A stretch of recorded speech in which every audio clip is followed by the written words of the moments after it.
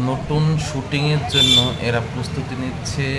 এরা শুটিং করবে Karimpur regulate market. শুটিংয়ের জন্য এরা প্রস্তুতি নিচ্ছে। কী শুটিং করবে অবশ্য জানা নেই, তবে আগামী ইউটিউবে দেখতে পাবেন এদের পর্বটি। যদি আপনারা এদেরকে উৎসাহ করতে চান তাহলে আমার এই চ্যানেলটিকে লাইক, শেয়ার, কমেন্ট করবেন। আপনাদেরকে আমি